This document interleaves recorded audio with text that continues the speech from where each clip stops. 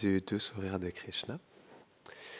Om Agyanatimirandasya Gyanam Jara Sharakaya Chakshurun Meditam Jena Tasmai Shri Gurave Namaha Shri Chaitanya Manobishtam Stapitam Jena Bhutale Swayam Rupa Kadamayam Dadati Svapadantikam. Hey Krishna Karuna Sindhu Dinabandho Jagatpate Gopesha Gopika Kanta Radha Kanta Namostute Tapta Kanchana Gaurangi Radhe Vrindavaneshwari Vrishabhanu Sute Devi Pranamami Hare Priye Vanchakalpatarubhyascha Kripa Sindhubhya eva cha Patitanam Pavanebhyo Vaishnavebhyo Namo Namaha Jaya Shri Krishna Chaitanya Prabhu Nityananda Shri Advaita Gadadhara Shri Vasari Gaura Bhakta Vrinda Hare Krishna Krishna Krishna Hare Hare Hare Rama Rama Rama Hare Hare Namaham Vishnu Padaya Krishna Prasthaya Bhutare Srimate Bhaktivedanta Swaminiti Namine Namaste Saraswati Devi Gauravani Pracharine Nirvishesha Shunyavadi Pashtata Shatarine.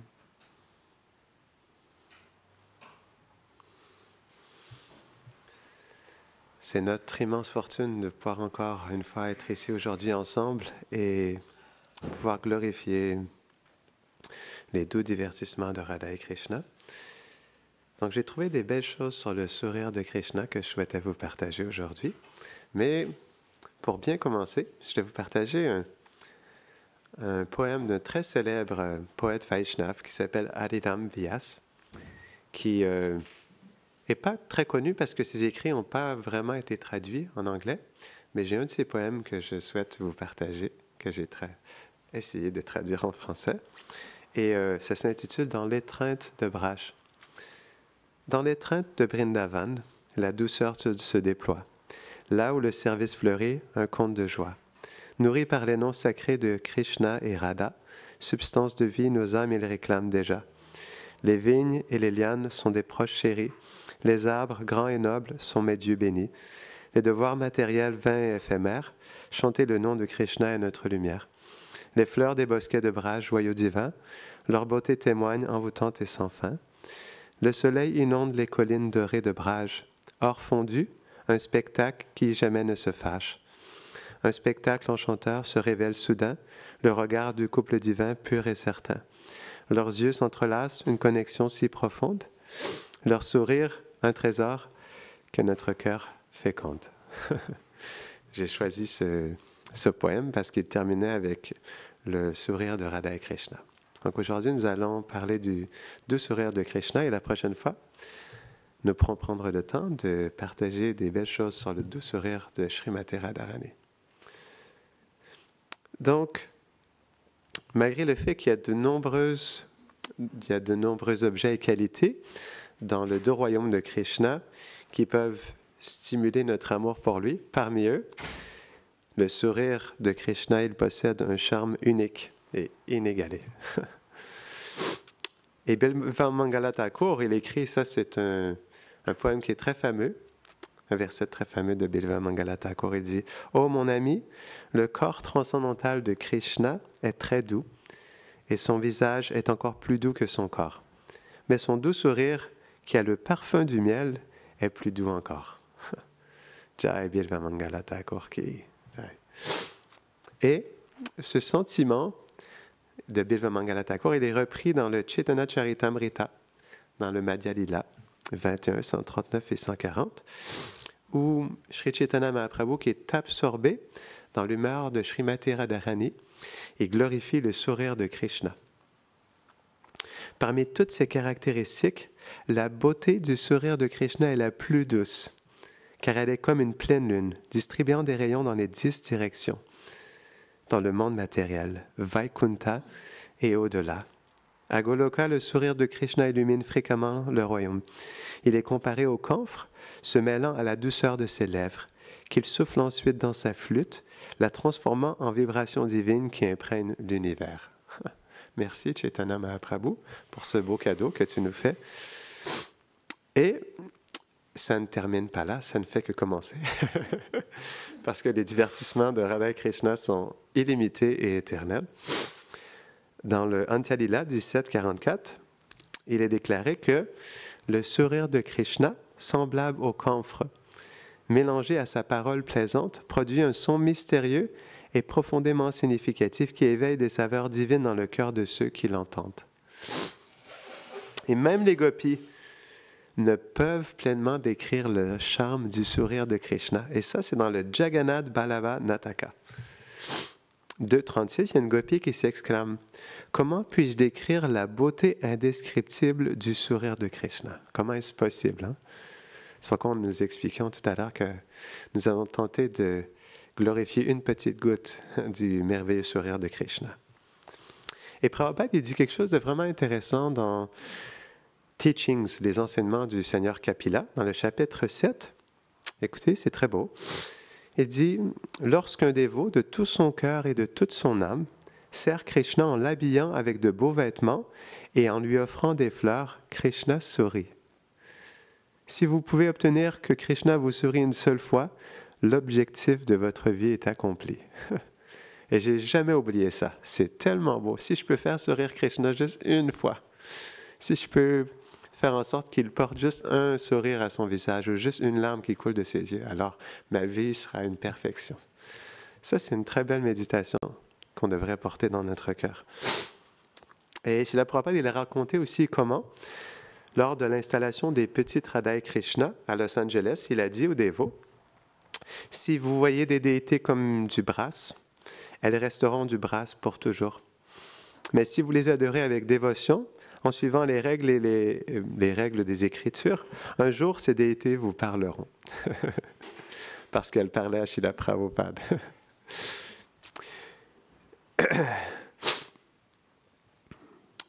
OK. Donc, il y a des belles histoires sur le sourire de Krishna, et même aussi par rapport aux déités de Krishna. Donc, les acharyas racontent qu'il y a des histoires vraiment extraordinaires en lien avec les déités de Krishna qui montrent à quel point Krishna est réciproque avec ses dévots. Et on le voit dans la déité de Shakshi Gopal, qui agit comme témoin pour un jeune brahmana. On ne racontera pas toute l'histoire, mais on voit qu'il était présent et il a voulu réciproquer avec lui de cette manière-là. Donc, il y a une fois aussi, à un moment donné, Mère Malati, juste pour montrer à quel point Prabhupada, il était toujours connecté avec Radha et Krishna, elle lui a un jour demandé, elle lui a dit, « Prabhupada, est-ce que c'est vraiment vrai que Dieu est un petit garçon bleu de couleur qui porte une plume de paon et qui joue avec ses amis dans le sable et qui danse avec les gopis la nuit? » Et Prabhupada, il a fermé ses yeux brièvement et ensuite il les a ouverts et il a répondu, « Penses-tu que je te tricherais? » Et là, Malati, elle a répondu, « Non, Srila Prabhupada, je sais que tu ne nous tricheras jamais. » C'est beau. On parlait l'autre jour avec une personne qui a de la difficulté à accepter Krishna comme la personne suprême, que, en fait, notre foi en Krishna, elle commence par l'expérience des purs dévots qui, eux, ont une expérience directe de Radha et Krishna. Comme on voit avec Srila Prabhupada, à travers son expérience, il a donné la foi dans le cœur de ses disciples. Donc, on retourne au sourire de Krishna. Et en fait, les acharyas soulignent que Krishna, il apparaît sous la forme de la déité pour nous captiver, mais en particulier par son sourire. Et ça, c'est une belle méditation lorsqu'on regarde les déités, parce qu'ils sont présents pleinement en tant que leurs douces personnes sur l'autel. Et ils peuvent nous sourire, ils peuvent nous regarder. C'est pourquoi Bhaktisiddhanta Sarasvati Thakur, il a enlevé ses lunettes, parce qu'il voulait que Krishna le regarde. Donc on peut méditer là-dessus. On veut que Krishna nous regarde, on veut que Krishna nous sourisse. Et Krishna, il est sur l'autel, donc on devrait être dans cette disposition lorsque nous approchons les déités. C'est pourquoi chaque fois que le rideau s'ouvre, le sourire de Krishna, il attire nos cœurs encore plus près de lui. Et c'est intéressant, les acharyas disent que, en fait, pourquoi Krishna il nous attire avec son sourire lorsqu'il est sur l'autel, c'est que sinon nous serions attirés par le reflet de son sourire sous la forme de l'énergie illusoire. Maya. C'est intéressant parfois comment les dévots du Seigneur ils apportent les choses. Et donc je voulais vous poser une question. Dans notre tradition, il y a le sourire de certaines déités qui sont particulièrement célébrées. Quelles sont ces déités selon vous? Pensez un instant où Krishna il fait un merveilleux sourire. Hein?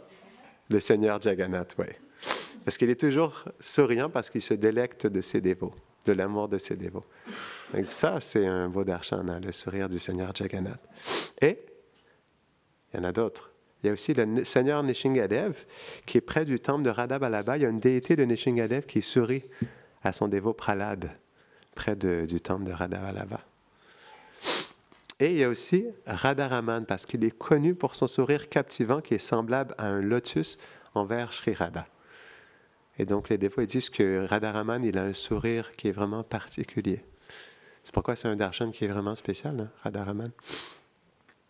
Et en plus de ça, il y a un acharya qui écrit « Pour ceux qui s'inclinent devant lui, le sourire et le rire de Krishna sont les plus miséricordieux.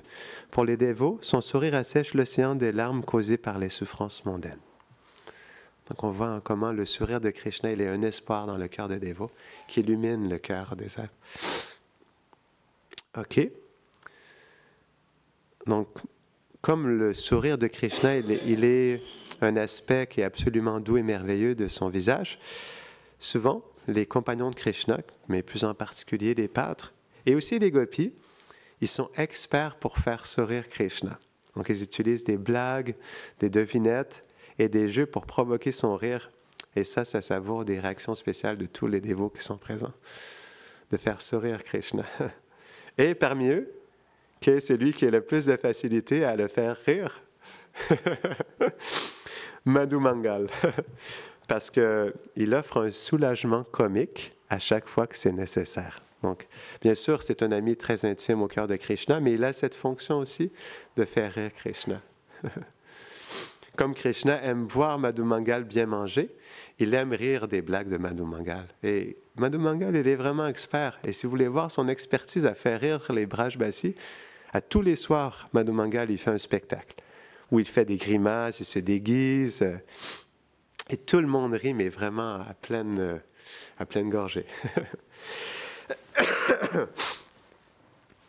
Et il y a une belle histoire qui est racontée dans le Mohan Kimusikyana de Surdas, qui est encore une fois un autre poète qui est vraiment extraordinaire. Et il dit, une fois, Madhu Mangal et Balaram jouaient avec des balles faites de fleurs de kadamba, en se les lançant l'un à l'autre. Bientôt, d'autres garçons, y compris Krishna, se joignirent au jeu. Après cela, le gros Madhu Mangal se fatigua de courir et commença à respirer très fort, la bouche ouverte, lorsqu'une balle de fleurs vola soudainement dans sa bouche et il resta coincé. Krishna voya cela, éclata d'un rire incontrôlable. Donc ça, c'est un exemple où Madhu Mangal, il a fait rire Krishna complètement. Et Surdas, il termine, mais d'une manière très poétique. « Oh, ami, regarde, à cause de ce sourire de Krishna, toutes les forêts deviennent vertes et fraîches, les bourgeons s'ouvrent et les fleurs éclosent. La Yamuna coule avec extase et les nuages dansent dans la félicité. Les vaches mouillent le sol avec leur lait et les veaux courent avec enthousiasme. » Ça, c'est ce que le sourire de Krishna provoque. Ah, c'est pas terminé. Excuse-moi, Surdas. Il termine en disant « Tous les trois mondes célèbrent cet instant. Radha est la plus satisfaite en contemplant son visage et Lalita ne fait que fixer son sourire. Chacun pense que Krishna leur sourit. Surdas dit « Mais moi, je crois qu'il rit de Maya, se moquant de son énergie matérielle. » Les Vaishnavas, ils ont un humour particulier. Donc, ce qui est intéressant, c'est que Krishna, il a différents sourires qu'il manifeste selon le sentiment qu'il anime avec chacun de ses dévots. Parce que chaque résident de Vrindavan, il expérimente le sourire de Krishna d'une manière unique. Et ça, c'est en fonction de sa relation avec lui et la profondeur de son amour. Par exemple, les serviteurs, c'est comme lorsque Krishna leur sourit, c'est comme une récompense pour leur service. Pour les parents, c'est comme un signe de son bien-être. Pour ses amis, c'est comme une confirmation de leur intimité. Et pour ses amoureuses, les gopis, c'est comme un carburant pour leur désir sans limite. Donc le sourire de Krishna, il impacte le cœur de ses dévots de manière différente. Et pourquoi aussi, comme le sourire de Krishna est une arme puissante que Krishna il a, lorsque Krishna il était un enfant espiègle, il utilisait souvent son sourire. Pourquoi? Pour charmer et désarmer. Parce que lorsque les vieux pâtres, ils le poursuivaient dans les rues pour avoir volé du beurre, et ils criaient « Attrapez ce chenapan !» Mais lorsqu'ils l'attrapaient, Krishna il se tournait vers eux et leur lançait un merveilleux sourire. Et il les captivait tellement comme un charpeur de serpents qui hypnotise un serpent, qu'ils oubliaient pourquoi ils le poursuivaient. Et même aussi quand Krishna il utilise son sourire pour entrer dans les maisons des gopis, en volant leur yaourt et en paissant les bébés. Et s'il est pris sur le fait et amené devant Mère Yashoda pour être puni, le sourire de Krishna fait fondre sa colère instantanément. Ça, c'est la puissance du sourire de Krishna. Et en fait, en plus de ça, Krishna il avait un sourire unique juste pour elle. Et ça lui faisait complètement oublier tous ses méfaits. Un sourire qu'il garde juste pour Mère Yashoda dans ce moment précis. Et même, il est décrit que seulement de rares occasions, Mère Yashoda est tellement en colère contre Krishna que même son sourire captivant ne parvient pas à l'influencer. Dans de tels moments, elle peut aller jusqu'à le punir et le châtier. Mais c'est seulement de rares occasions, comme c'est expliqué. Donc, il y a un beau divertissement aussi où Mère Yashoda, elle fait sourire son enfant chéri Krishna. Ça se trouve dans le Padyavali. Et Rupa Goswami nous révèle un doux divertissement où un soir à Gokul, alors que Mère Yashoda, elle était assise sur le lit de Krishna, elle attendait qu'il s'endorme et elle lui demande « Oh mon enfant, ma lune sombre montante, pourquoi ne dors-tu pas ?» Et son enfant Krishna répondit « Je ne sais pas, mère, le sommeil ne vient pas à moi. » Et Yashoda lui dit affectueusement « Alors, je vais te raconter une histoire pour te faire dormir. » Et Krishna lui demande « Mère, mais quelle est cette nouvelle histoire que je n'ai jamais entendue auparavant? S'il te plaît, raconte-la-moi. » Et Yashoda commence alors à lui raconter l'apparition du Seigneur Nrsingadev. Et elle lui décrit « Le Seigneur apparut de la colonne, très désireux de réduire le démon en morceaux. » Et à ce moment-là, qu'est-ce qui est apparu sur le visage de Krishna? Un sourire qui est apparu sur les lèvres de Krishna. Parce que il est la source de ce divertissement de Nrsingadev. Donc il a un beau sourire à ce moment-là. Et